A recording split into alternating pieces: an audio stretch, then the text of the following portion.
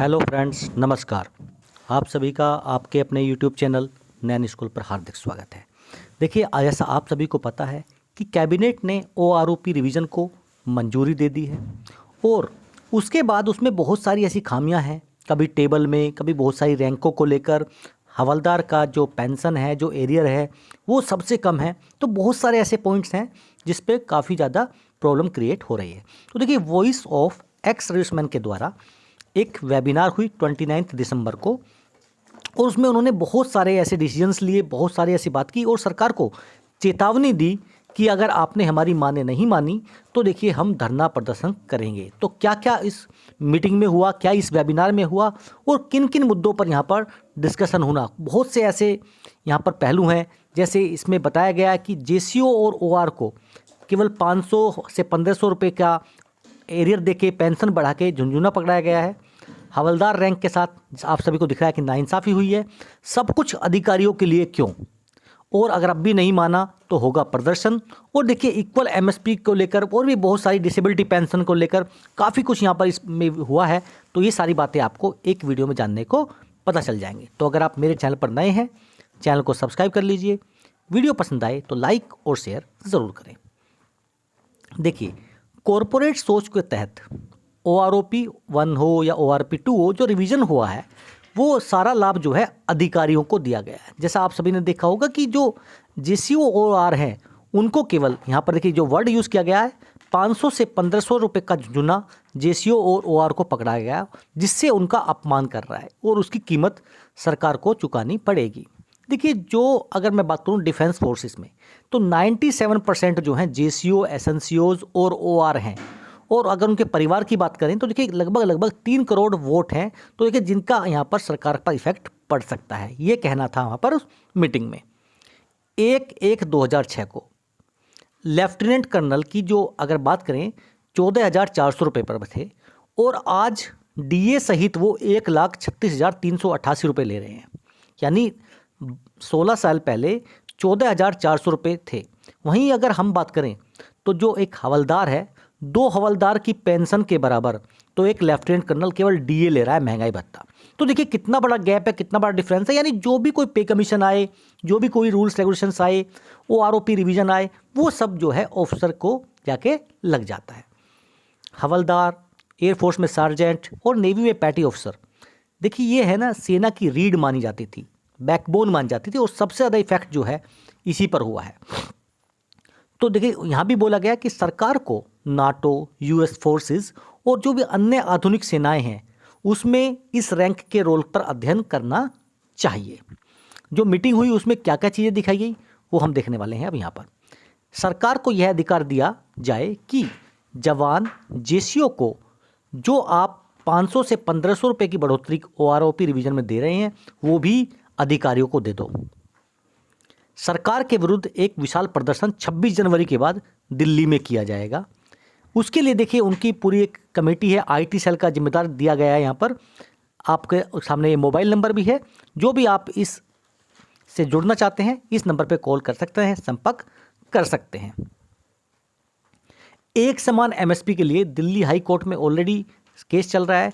उस बहस के लिए बेस्ट एडवोकेट को हायर किया जाए, जो ऑलरेडी यहाँ पर किया जा चुका है। तो देखिए यहाँ पर कुछ ऐसे पॉइंट्स हैं जो जेसीओ, एनसीओ, ओआर के लिए अन्याय की सूची में शामिल होते हैं। तो उन सब बातों पर यहाँ पर डिस्कशन किया गया है। ओआरओपी की अवधारणा, देखिए 1 रैंक 1 पेंशन की अवधारणा जो आई थी, ये क्यों आई थी? क्योंकि जो जेसीओ, एसएनसीओ, ओआर हैं, ये जो है कम उम्र में ही कम सेवा में रिटायर हो जाते हैं और जो ऑफिसर्स हैं वो अपनी लगभग पूरी की पूरी पेंशन पका लेते हैं, पूरी सर्विस करने के बाद रिटायर होते हैं। तो इन सभी वर्गों का जो पेंशन था वो पेमेंट का तीसरे वेतन आयोग में पहले 80% पेंशन मिला करती थी, जो आपका पेमेंट होता था, उसको तीसरे वेतन आयोग में घटाकर 50% से भी कम ला दिया गया। जबकि सरकार ने ओआरओपी का सारा लाभ 55 से 58 साल सेवा के बाद 100% री एम्प्लॉयमेंट का लाभ लेने वाले अधिकारियों को दिया। यानी 55 से 58 साल तक नौकरी करते हैं, उसके बाद भी 100% री एम्प्लॉयमेंट का उनको फ़ायदा मिलता है और ये जो लाभ है ओआरओपी का वो भी सारा उनको दे दिया। जबकि जब ओआरपी का बनाया गया था उसकी अवकल्पना की गई थी, तो उसमें ये था कि जो जेसीओ और जवान हैं, जो अपनी लाइफ के हिसाब से जितनी उनकी सर्विस होती है पूरी सर्विस नहीं कर पाते हैं, तो उनको इस चीज़ का बेनिफिट दिया जाए। तो लेकिन इसमें भी क्या है, सारी की सारी बाजी जो है ऑफिसर लोग मार जाते हैं। उन्होंने कहा कि धृतराष्ट्र की तरह अंती सरकार जो जवान जेसीओ ओआर हैं उनको एक दोयम दर्जे का नागरिक समझते हुए, जो देखिए डीजीआर है, director general of resettlement, officer की सिक्योरिटी एजेंसी को, यानी सारा जो कुछ भी टेंडर होगा, कुछ भी ऐसी होगी तो उनको यानी देती रहेगी कॉन्ट्रैक्ट। कोल लोडिंग ट्रांसपोर्ट कंपनी है, पेट्रोल पंप सीएमजी लगाना है, तो ये सारे क्या हैं, अधिक ऑफिसर्स को मेनली मिल जाते हैं। डीजीआर द्वारा ऑफिसर को दिया गया करोड़ों रुपए का सिक्योरिटी एजेंसी के व्यापार के लिए सैनिक गार्ड मिले, इसलिए सरकार जो है ऐसे पेंशन रखती है, ऐसी चीज़ें रखती हैं कि ताकि जो सिक्योरिटी एजेंसीज हैं, जो अधिकारी लोग चला रहे हैं, उनको सुरक्षा गार्ड मिल सकें। यह एक दुर्भाग्यपूर्ण बात है, ये भी कहा गया उसमें। छठे वेतन आयोग के समय तीनों सेना प्रमुखों ने 3 मांगे रखी थी सरकार के सामने। देखिए 3 मांगे क्या थी कि लेफ्टिनेंट कर्नल का जो पे बैंड है उसको 3 से 4 में कन्वर्ट करना, उसके बाद मेजर जनरल को एमएसपी देना और उसकी पेंशन को फिक्स करना, और तीसरी मांग थी, जो एकमात्र मांग थी जवानों के लिए, कि एसएनसीओ जो जेसीओ ओआर है उनकी पेंशन जो है उनको पेमेंट का 75% पेंशन दिया जाए। पहली दोनों मांगे जो ऑफिसर्स के लिए थी वो स्वीकार कर ली गई, लेकिन जो जवानों के लिए मांग थी उस मांग को सरकार ने अस्वीकार कर दिया। फिर भी लेकिन तीनों सेना प्रमुख खुश हो गए, क्योंकि उनकी जो दोनों मांगे थी उनके मकसद की वो कंप्लीट हो जाती हैं। यहाँ पर बात करते हैं एमएसपी, मिलिट्री सर्विस पे। देखिए कोई भी सैनिक है, अगर आप एक लोकेशन पे हैं, आप बॉर्डर पे हैं, कहीं भी हैं, तो देखिए सभी की लाइफ के लिए जो रिस्क है वो एक जैसा है। तो फिर यहाँ पर अगर ऑफिसर की तो बहुत बड़ी बात है, देखिए जवानों से 2 गुना और 3 गुना जो है पेंशन यहाँ पर जो एमएसपी है वो एमएनएस ले रही है, जो नर्सिंग स्टाफ है, जो हॉस्पिटल्स में सर्विस देती हैं। तो देखिए ये इक्वल एमएसपी का एक बहुत बड़ा मुद्दा है, जिसके ऊपर भी कोई यहाँ पर सरकार ध्यान नहीं दे रही है। अब 7वें वेतन आयोग में देखिए, जब में काफ़ी पेंशन लोगों का पेमेंट बढ़ा, सब कुछ बढ़ा, तो जो जवानों का पेंशन में 2.57 का मल्टीप्लाई फैक्टर किया गया था। वहीं अगर अधिकारियों की बात करें तो 2.67 से लेके 2.81 तक, यानी उनका ऑलरेडी पेमेंट ज़्यादा ले रहे थे और उस पर जो फैक्टर है आपका वो भी ज़्यादा कर दिया गया, जिससे उनकी पेंशन और ज़्यादा बढ़ गई। बात हुई डिसेबिलिटी पेंशन के ऊपर। देखिए जो डिसेबिलिटी पेंशन था वो पहले क्या था, स्लैब आधारित था, लेकिन उसको भी अब सरकार के अधिकारी को दबाव में आकर परसेंटेज बेस कर दिया गया।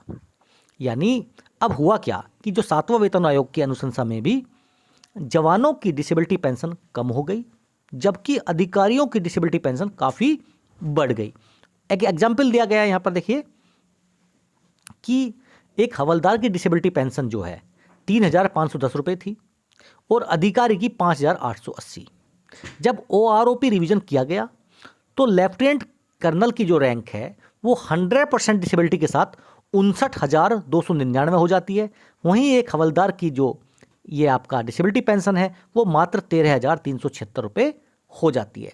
जबकि अगर कोई बीमारी है, कोई आपके साथ घटना घटी है, कुछ ऐसी स्थिति में आपको चोट लगी है, जो भी कंडीशन है, जो डिसेबिलिटी जिस वजह से आपकी हुई है, वो चाहे ऑफिसर हो चाहे जवान हो, अगर मान लीजिए किसी को कोई बीमारी है तो वो ऐसा तो नहीं है कि जवान की जो बीमारी है वो कम इफेक्ट डालेगी, जो ऑफिसर की बीमारी है वो ज़्यादा इफेक्ट डालेगी। तो उन दोनों को जो पीड़ा है, वो तकलीफ, जो परेशानी है वो समान रूप से होगी। तो ये जो डिफरेंस है ये नहीं होना चाहिए डिसेबिलिटी पेंशन के केस में। बाकी आप सभी को पता है, देखिए CSD हो, ECHS हो, सैनिक बोर्ड हो, आप जहाँ भी जाएंगे जो जवान हैं और उनके परिवार हैं उनको हमेशा भेदभाव का सामना करना पड़ता है। तो देखिए सरकार से कुछ निवेदन भी किए गए यहाँ पर कि जो पेंशन है वो पेमेंट का 75% किया जाए, एक समान MSP देकर पेंशन फिक्स करनी चाहिए, डिसेबिलिटी पेंशन के फॉर्मूले को बदलकर JCO और OR के पेंशन में बढ़ोतरी की जानी चाहिए, और वो संस्थान जिसका संचालन अधिकारियों के हाथ में है को भेदभाव मुक्त कर सरकार JCO OR को पूरी सैनिक बिरादरी को, जो देखिए 97% मैंने आपको बताया JCO और OR हैं, तो अगर उनका कोई काम करना है तो उनके हाथ में देनी चाहिए, ना कि 3% के हाथ में, नहीं तो उन्हें वर्गों के विरोध का सामना करना पड़ेगा। और देखिए ये जो लेटर है या ये जो हुआ, ये यहाँ पर वीर बहादुर सिंह है, राष्ट्रीय संयोजक voice of ex serviceman JCO NCO OR की संस्था, और उनका जूम के थ्रू यहाँ पर जूम मीटिंग से वेबिनार हुई थी और उसमें ये फैसले लिए गए हैं। देखिए आप सभी को पता है कि ये सारे के सारे फैसले जो हैं जायज़ हैं। इन चीज़ों का ध्यान लोगों की तरफ नहीं जाता है, केस पे केस चलते रहते हैं। अभी जो डिसेबिलिटी पेंशन या जो भी रूल चल रहा है, जो अभी OROP की टेबल आई है, आप सभी ने देखा है कि उस टेबल में इतनी खामियां हैं। उन खामियों के बावजूद भी जो बेनिफिट है वो बढ़ता जा रहा है ऑफिसर के लिए और जवानों के लिए कम होता जा रहा है। तो सरकार को इस पर सोचने की ज़रूरत है। अगर आपको ये वीडियो पसंद आई तो चैनल को सब्सक्राइब करें और वीडियो को लाइक करें। फिर मिलेंगे आपसे। जय हिंद, जय भारत।